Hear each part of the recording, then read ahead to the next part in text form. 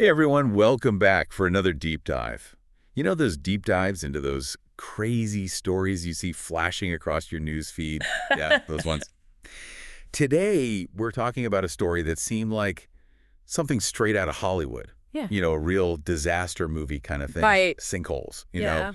The earth just opens up and swallows stuff. Yeah. And recently, well, this big news, there was this massive one that opened up in Fukuoka, Japan. Fukuoka. And swallowed a truck hole with the driver still in it. I saw that. Yeah, crazy stuff. Oh, totally. But before we jump into the hows and whys and all that, just want to say for everyone listening, the driver's okay. Yeah, thankfully. Got out of there with just some minor injuries. It could have been a lot worse. Oh, absolutely. Could have been a whole lot worse. Yeah, so that's good news. But it does make you think, right? Like, how does the ground just poof disappear like that? What's going on down there? Right. Well, under the surface, it's all about geology, really. Oh. Yeah, sinkholes happen in places with specific types of rock, like limestone or gypsum. Huh, okay. So as groundwater flows through these rocks, it kind of dissolves them over time, slowly eats away at them, creating these big old spaces underground. So it's like hollowing it out from the inside. Exactly. And these underground voids, they can grow and grow unnoticed for years, even decades. Oh, wow. So you wouldn't even know what's happening? Nope, not a clue until boom. Yeah. So what actually causes the ground to finally give way? Well, think of it like this.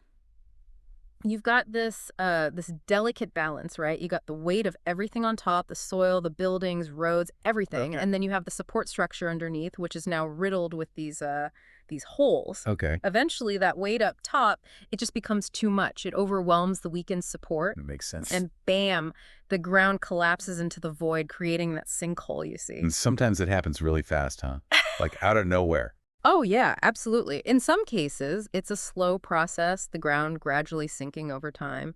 But other times, it's like snap, instant. That's what makes them so dangerous and unpredictable. Right, yeah. Yeah. Now, they said that the one in Fukuoka, the one that swallowed the truck, was massive. Just how big can these things get? Oh, they can vary wildly in size, to be honest. You might get these little ones, just a couple feet across, barely noticeable. Mhm. But then you have these monsters, hundreds of feet wide, deep enough to swallow a whole building. Seriously? No kidding. There's this one in China, the Shaozai Tianking.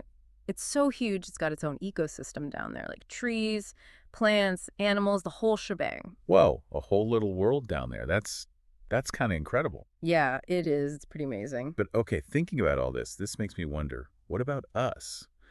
Are we doing stuff like human activities that are making these sinkholes more likely? Oh, definitely. We can play a big role in this whole sinkhole business, sometimes without even realizing it. Okay, how so? Well, think about things like groundwater pumping. We pull out tons of water from the ground for drinking, irrigation, all that. Right. But doing that too much, it lowers the water table, that level of water underground.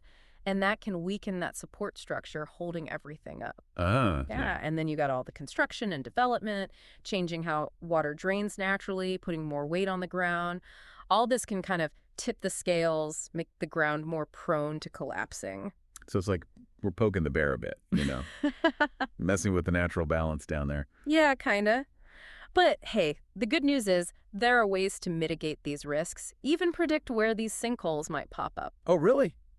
Like how? Well, geologists are pretty smart, They Yeah. got these fancy tools like ground penetrating radar. It's like an X-ray for the Earth. They can see those hidden voids. That's cool. Yeah, and they analyze geological maps, study past sinkhole data, all that to pinpoint the areas that are most at risk. So we can be proactive about it? Exactly. And once you know where the danger zones are, you can do things to reduce the risk, like being careful about how much groundwater we pump. Makes sense. Planning construction projects smarter, not putting a ton of weight where it's unstable. There's even early warning systems now to give people a heads up if things start to go south. Wow, that's really reassuring. So it's not all doom and gloom like in the movies. No, not at all. It's about understanding the science and, working with nature, not against it. I like that. Working with nature. This whole deep dive has been a real eye-opener, honestly. It's scary to think about these sinkholes just popping up out of nowhere, but it's also fascinating. Oh, yeah, definitely. And kind of empowering to know that we can actually do something about it, prepare and prevent future disasters. Totally. And it really underscores, the importance of respecting the power of nature. what's happening beneath our feet, literally. That's such a great point. It's easy to forget about what's going on down there until something like this happens. Oh. Well, this has been a fascinating deep dive. Thank you so much for breaking it all down for us. Got it. Anytime. And to everyone listening, thanks for joining us today. We want to know what you think. What can your community do to get ready for these sinkholes? Hit us up on social media. Let's keep the conversation going. Until next time. See ya. Bye.